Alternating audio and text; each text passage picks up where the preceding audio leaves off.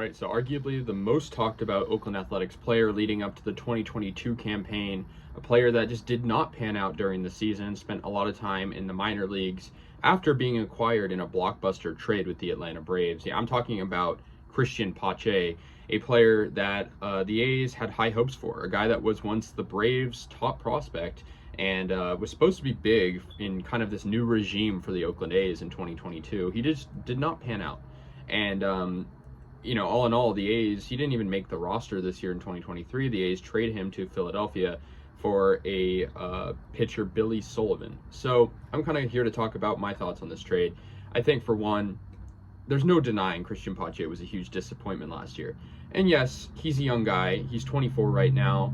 He had a small sample size, just in his career. I mean, even with the Braves, he in 2021, like only 24 regular season games. And, he had playoff experience and whatnot, and I think the A's were looking for a guy that, despite being young, could be a future leader of this team, kind of like how they've had in the past with Matt Chapman and Olsen and plenty of other guys. And, of course, a centerpiece of a big trade with those Braves. And so I think, for Pache, it's like not only were the expectations high, but he was legitimately looking like a good player. And obviously in that trade, looking back on it, quite the fleece. The A's, obviously traded Matt Olsen to the Braves. The only guy at the big league level, that they got was Shea Langoliers, who hopefully will, have a good season this year. But they got Ryan Cusick and Joey Estes, who I haven't heard their names in ages. And so it kind of goes to show the A's just getting fleeced once again. But for Pache, the issue with him, in terms of his playing, was it wasn't necessarily, he was a bad baseball player. It just was he had trouble making contact. And when he did make contact, a lot of times he had no power. Like, he had barely any power in his bat. He only hit 166 last year, 3 home runs, 18 RBIs, and OPS of 459. So pretty below average there, like pretty bad. Obviously, there's a small sample size. He spent time in AAA with the Aviators. He did get time, though, at the big league level to start the season and to end the season, and he just did not impress anyone, and he was subpar. Now, I do think, looking at Pache this year in spring training, he hit over 300.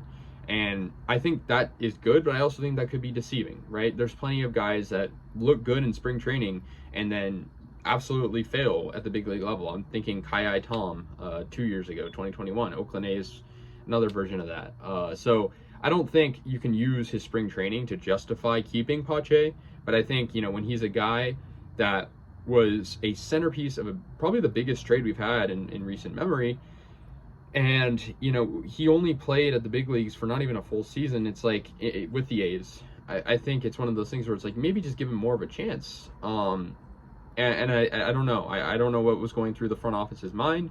I'm sure there's good intentions there with who they brought up to the 40-man roster. Ryan Noda is among those guys, and I think he kind of took that last spot. So who knows what will happen with Pache. I mean, I wish him the best. I hope his career can actually take off, because it was very disappointing considering his high expectations last year. And I think, especially considering how big of a player he was in that trade, and then also just he has playoff experience. He's known as a former top prospect. So who knows what will happen, but that's going to do it, guys. Pache traded to the Phillies for Billy Sullivan. And Billy Sullivan, haven't heard that much about him. I heard he's just an average pitcher, I think around a 3 or 4 ERA. But we'll see. I mean, he'll probably spend time in the minors. Don't really know much about the guy. I don't think really anyone does. But that'll do it, guys. Let me know your guys' thoughts. I'll see you guys later. And yeah, go A's.